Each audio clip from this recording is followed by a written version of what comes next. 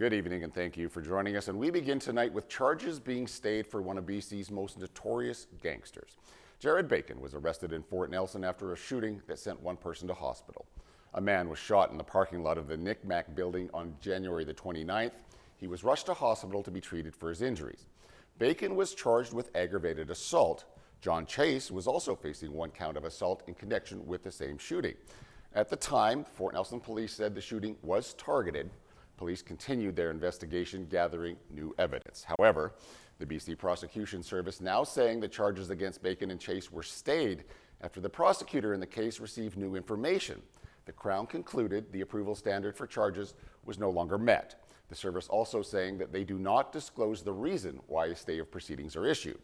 Back in October, CJDC-TV News broke the news that Bacon, who was once a member of the Red Scorpion and Bacon Brothers gang, was living in Fort Nelson.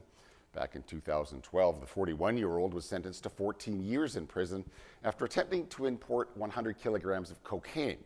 His oldest brother, Jonathan, was shot to death in a brazen daylight shooting in Kelowna in 2011.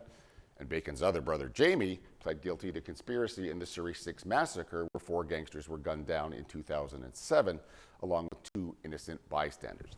Now, the case against Bacon and Chase can be reopened within 1 year if new evidence warrants it. It's not clear if Bacon has moved back to Fort Nelson after being released from custody.